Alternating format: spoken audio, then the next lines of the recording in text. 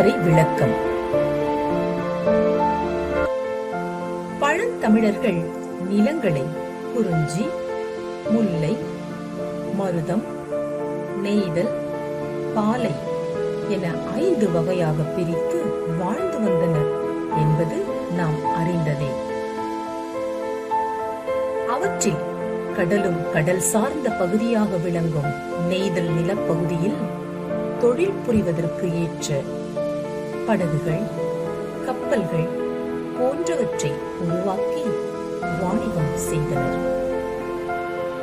கலங்கள் பாதுகாப்பாக சென்று வர துறைமுகங்களையும், மீனவர்கள் மற்றும் படகுகள், கப்பல்களை வழிநடத்த கலங்கரை விளக்கங்களையும் ஏற்படுத்தினர். இது துறைமுகங்களுக்கு நுழைவு அடையாளமாக இருந்தது. கலங்கரை விளக்கம் கோபுரம் போன்ற வடிவம் கொண்டதாகவும் அதன் உச்சியில் விளக்குகள் பொருத்தப்பட்டிருக்கும்.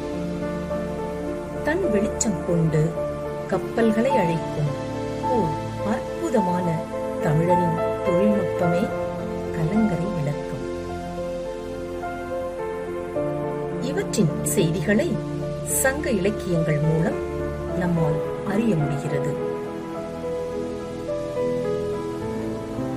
தற்பொழுதுள்ள கலங்கரை விளக்கம் போன்றே 2000 ஆண்டுகளுக்கு முன்பே கலங்கரை விளக்கம் அமைக்கப் பெற்றிருந்தன என்பதை வானம் ஊன்றிய மதலை போல ஏணி சாத்திய ஏற்றரும் சென்னி என்னும் இப்பாடல் வரிகள் மூலம் நம்மால் அறிய முடிகிறது.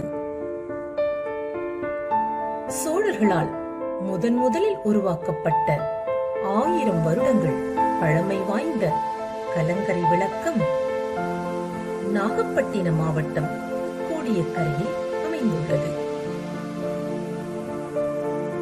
இது 2004ஆம் ஆண்டு சுனாமியால் மிகவும் மோசமாக பாதிக்கப்பட்டது. இவை கப்பல்களுக்கு சமிக்ஞைகள் செய்யவும், துறைமுகங்களை அடையாளம் கண்டுகொள்ளும் நோக்கத்துடனும் உருவாக்கப்பட்டது.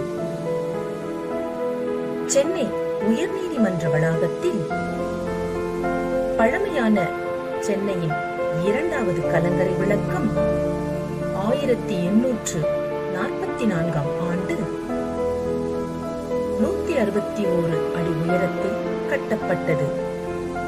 இந்த கலங்கரை விளக்கம் தற்பொழுது புனரமைக்கப்பட்டு தொல்லியல் ஆய்வுத்துறையினரால்